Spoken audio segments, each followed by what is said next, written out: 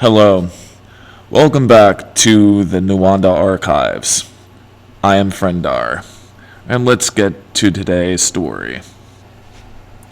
7 months after the Black Sky 5 disappeared into the void, we travel west to the quiet, wind-worn village of Naroon, a place untouched by war for decades, until one man's peaceful life was shattered and his spear remembered blood once more.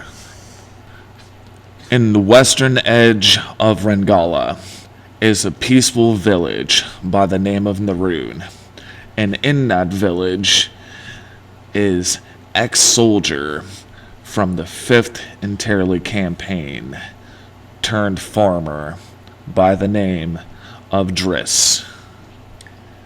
His days began with tending crops, a 45-minute meditation, and a simple breakfast with his wife.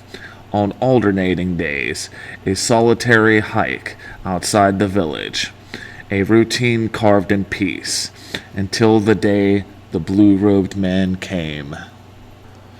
During one of his hiking days, a mysterious blue-robed man appears in Naroon. He summons multiple Mirntakk to terrorize the village. And in this chaos, Driss's wife and his sister were brutally slain, along with a lot of his close friends in the village of Naroon. But when Driss returns, he grabs his spear and he charges into battle. Driss moved like a man who left war behind, but never forgot his rhythm.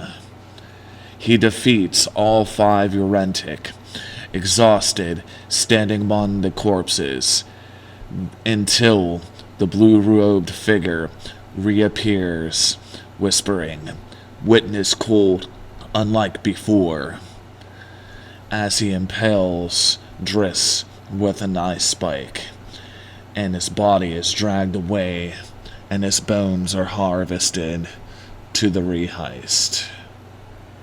Several hours later, the remaining survivors of Naroon that avoided the attack from whatever means that they could, they send a scout on their way to Mirntakk. The scout finally arrives at the entrance to Mirntakk, and he is greeted by a woman and a man. The woman says to the scout, "What brings you to this exact place?" The scout replies, "There was a terrible tragedy at my village of Naroon, and I am seeking help." "Man, only guardians or Eldir can offer true protection.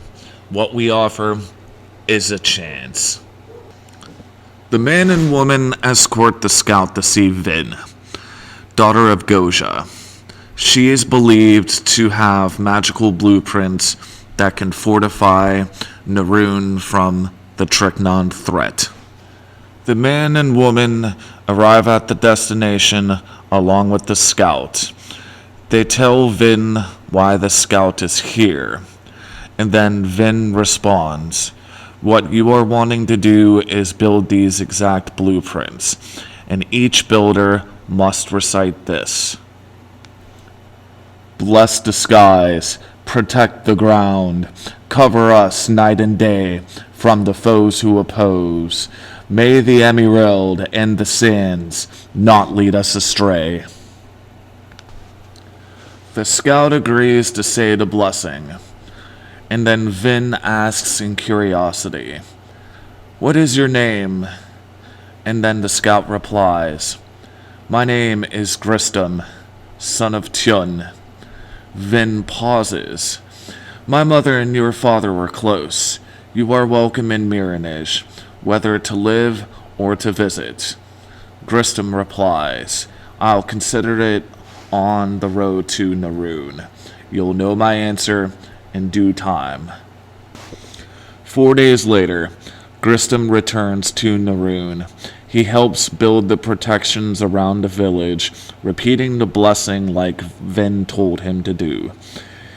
He decides to live in Mirntakk, but frequently return to Naroon.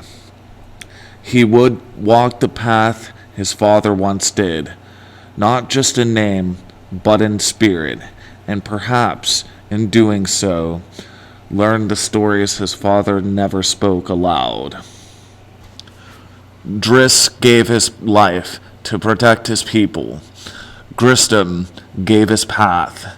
In a world unraveling, sometimes it's not a sword or spell that changes fate, but the will to remember and rebuild. Alright. That sums up this episode of the Nuanda Archives. I hope you enjoyed this story. And until next time, peace.